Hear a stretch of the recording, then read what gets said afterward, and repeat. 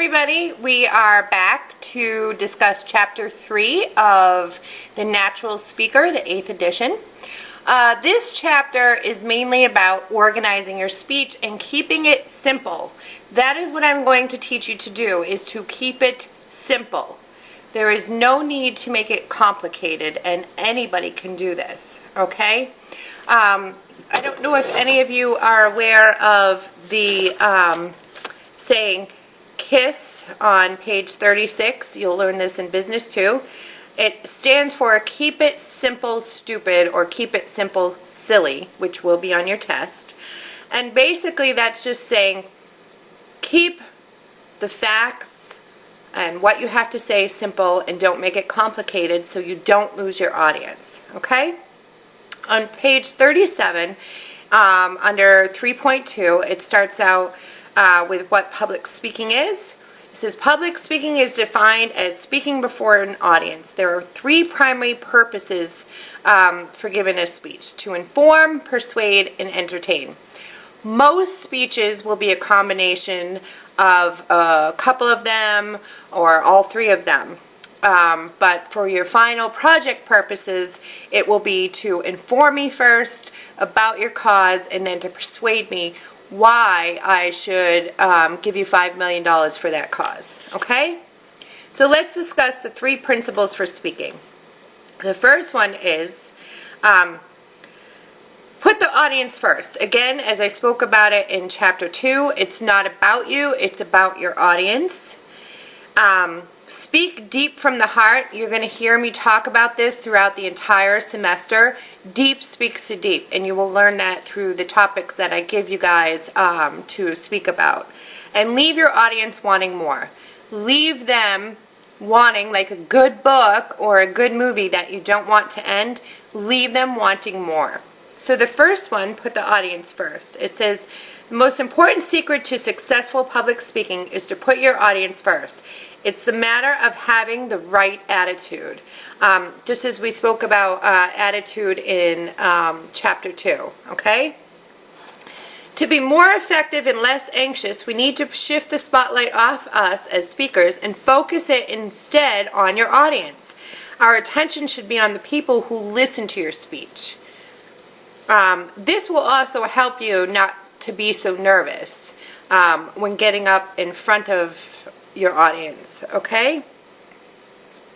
Then it says, who are they? What are they interested in? How do they feel? How do they think? How might I instruct them? How can I help them?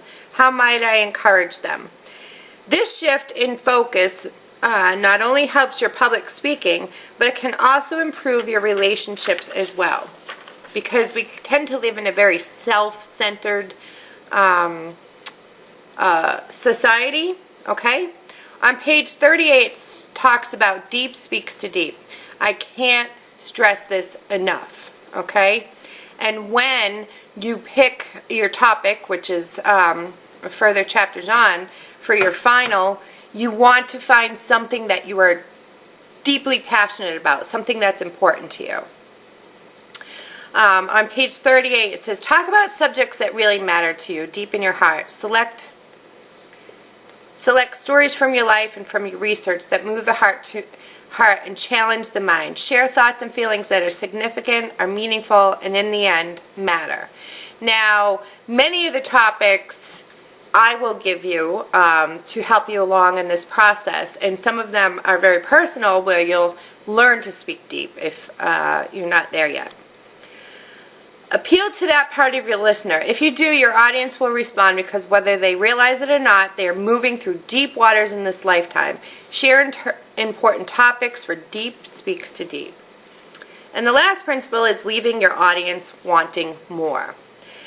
A speaker who goes on and on and on with little or no regard to the bored and restless responses to the audience can actually cancel out any positive contribution or effect he or she has to the audience.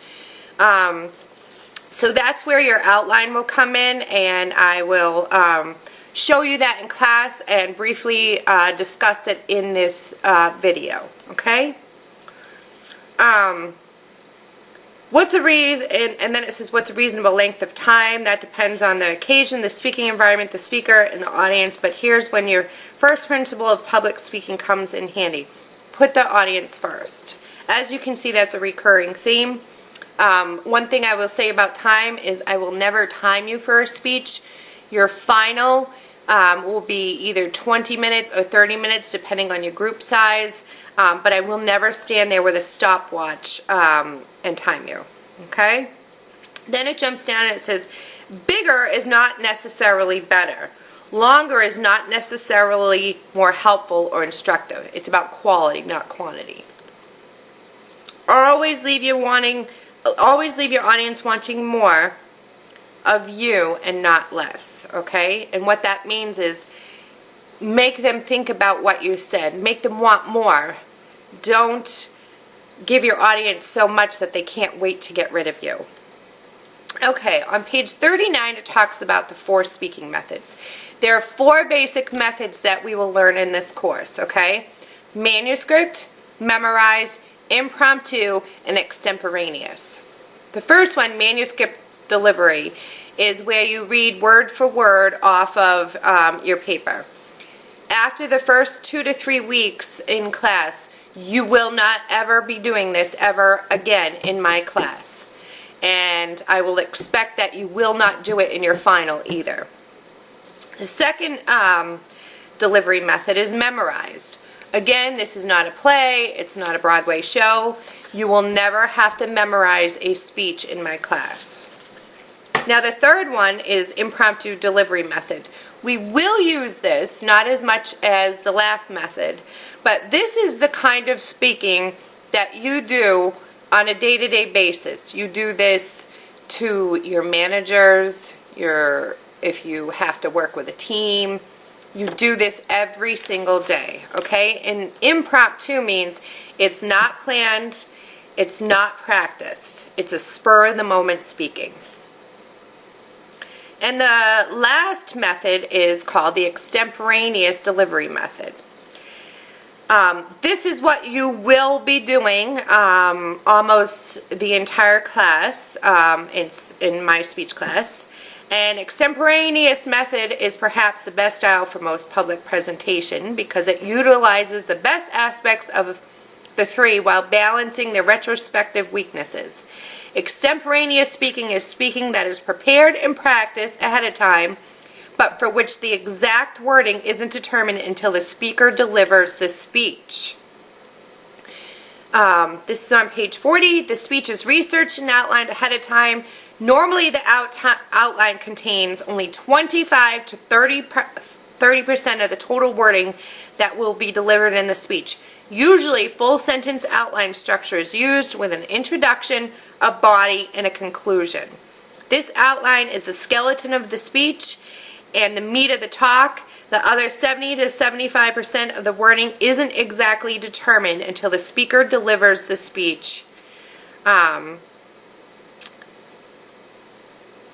Now, you want to pay attention on page 40 to those first 2 paragraphs because those questions will be on the test, okay?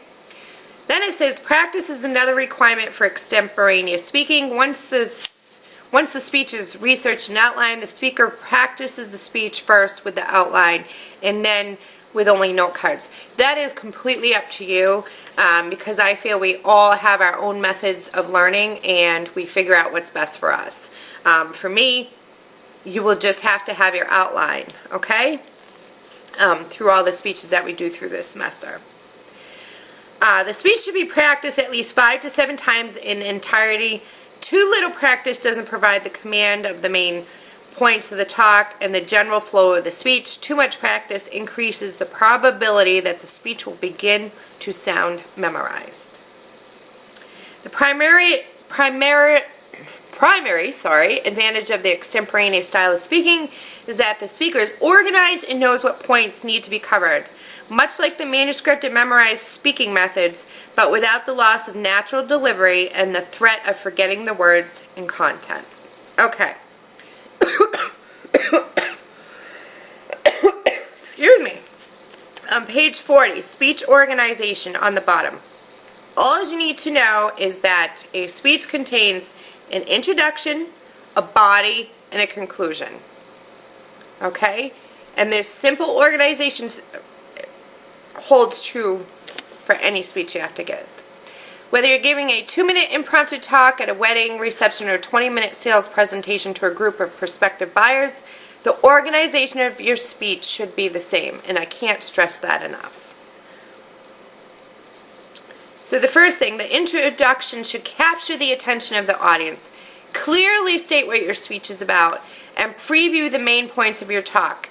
Your introduction should comprise only 10 to 15% of your total speaking time.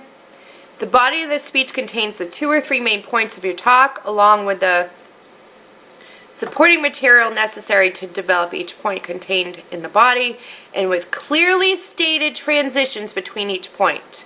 The body of the speech should make up 75 to 85% of your total speaking time. The conclusion of the speech presents a summary of your main points and a final thought to leave your audience wanting more. The conclusion should be brief and should comprise of only 5 to 10% of your total speaking time. Now, this chapter is really the technical aspects of writing your speech. So you really need to pay attention, especially to these pages 40 and 41. So on 41, it talks about the body. It says, this may seem a little odd, but we need to realize that we can't work on our introduction, our attention getter, and preview of main points until we know what the main points will be and how they will be organized. Let's begin with the main point selection and organization. So what it is telling you is that to write the body of your speech first, then your introduction, and then your conclusion. That is so important. That will be on the test. But if you know what you're going to talk about, the introduction will come to you really like in 2 seconds. The main point selection, the specific purpose of the presentation, often referred to as the thesis statement, states the purpose of the speech and divides the speech into key parts and main points. The remainder of the body of the speech develops, clarifies, and explains, improves those main points. And then it talks about, it gives you examples on page 41 to 43 of how you can organize your main points. Okay, I'll briefly go over that. You can do it through topical order, which is different topics. Say I was writing a speech about pigs, and I would give you 3 main points about pigs. They are smart, they are friendly, and they don't eat as much as you would think. Okay, those are 3 topics that I would talk about in my speech. Chronological order, if you were to do it in that order, it would be, if I was talking about my puppy, I would talk about the first day I brought him home, then when he was 9 months, and then when he was 13 years old. That's chronological order. Now, on page 43, it talks about spatial order. This is a little different. In spatial order, the main points are arranged in physical or geographical sequence. The pattern should be employed in a speech that described a floor plan of your house. So, one of the speech topics we do is my dream house, so you would use this main point order to talk about the kitchen, and then the kitchen rolled into the living room, and then you went upstairs to the bedroom. So that would be spatial order. And then you have advantage, disadvantage order.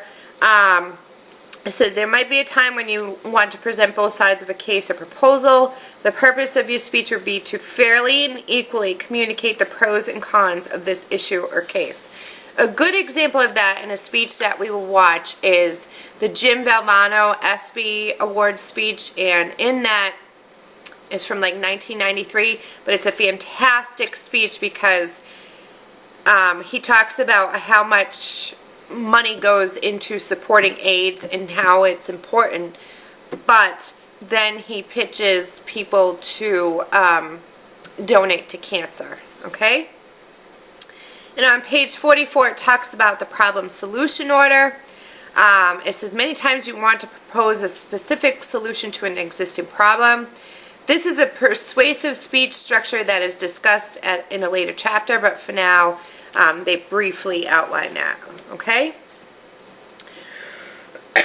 excuse me, on page 44, down below that on the bottom, this is an exact wording that will be in the test. It says, how your audience will receive, understand, appreciate what you have to say will depend largely on how you develop the main points of the body.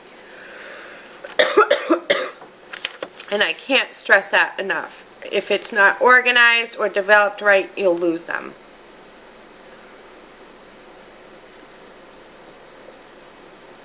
Okay. On page 45, then it talks about how you would select your developmental material. On page 45, another thing that is so important, geez, and this is something that I look for in your final, and if you don't do it, you will lose points and you will lose your audience. Transitions in the body of the speech. Now that you have your main points selected and developed with supporting material, you will need to move your listeners smoothly from one point to the next. Although there are numerous transitions available to serve this function, numbered transitions are the simplest and most informative way to do this. My goodness. The numbered transition is a sentence stating which main point you will be presenting and its content. For instance, the first characteristic of a good marriage is open communication, or the third and final step in negotiating is the closing phase. The numbered transition is useful because it tells the audience not only what you'll be speaking about next, but also where you are in the speech. And I can't tell you this simple type of transition is so effective, okay? Then it gives the second technique for transition to move from one point to another is a moment of silence. I spoke about my pigs and why they're smart. I'm going to take a pause, and now I will move to the next point of how they don't eat as much as you think they do. Okay? A 2 or 3 second pause between the last word of your preceding main point and your numbered transition serves as a welcome rest for your audience to digest what has been said. The use of pauses is a dramatic and visible sign of speaker confidence. Alright? Now, on page 46, now it talks about the introduction. And I will go over this, how I would expect your outline to be once we get to that point. It says, once the body of the speech is completed, you can begin working on the introduction. The introduction serves 2 primary functions. First, it captures the audience's attention with an attention getter. And it gives you many ways that you can do that through a question, an anecdote, a startling statement, a startling statistic, a hypothetical situation, a quote, a joke, okay? There's numerous ways to capture your audience's attention. Okay, second, it previews the main point you will be presenting in the body of the speech. The introduction should take no more than 10 to 15% of the total speaking time. And also, the introduction, I want to note, is written word for word. Your main point structure is an outline, and then your conclusion is written word for word as well. Okay? Then it just talks about how there's many other attention getters you might use as you construct it. But it should appropriately match the overall tone of the speech. Okay? Keep your attention getters relatively short because the entire introduction should only be 10 to 15% of your total speaking time. Next would be your preview of main points. After you've given your attention getter, you should pause for 1 to 2 seconds and present the preview of main points. The purpose of the preview of main points is to give your audience a foreshadowing of what's to follow. The preview of main points should be only 1 sentence in length. So, I would start an attention getter. Statistically, pigs are the 4th smartest animal. Today I am going to talk about pigs and why I love them. And here are the 3 reasons why. Boom. There you go. There's your introduction. Okay? After you've given a preview of main points, pause for 1 to 2 seconds before you state your final number transition. The pause will give your audience time to digest the preview of main points. And on page 48, it talks about the conclusion. After you have finished your final point in the body of the speech, it is important to have a 2 or 3 second pause before you begin your conclusion. The first words out of your mouth during the conclusion will be your summary of main points. Today I talked about pigs and the 3 reasons why I love them. Okay? Your conclusion should summarize your main points in 1 sentence and leave your audience with a final thought. So today I talked about 3 reasons why I love pigs. And so then I would end my final thought with, don't you want a pig now? Okay, your final thought or appeal, again, would be the same things that you would use for a attention getter, which could be leave them with a question, a statistic, a quote, anything like that, okay? Or if you have to appeal to them to give you money, which you will have to do in your final project, okay? A vision for the future, and a call to action. You can read that on page 48 through 49. Then on page 49, it's 3.9. It says constructing your speech outline. The outline is your most important tool in constructing a well-developed and easy-to-follow speech. The speech outline is short, complete sentence model of your speech. For this outline, you can test the organization, logic, and development of your entire speech. The total number of words in your outline shouldn't exceed 30% of your actual number of spoken words in your speech. Your outline will always be just 1 page long. Okay? And then it just talks 50 to 51 more about writing it.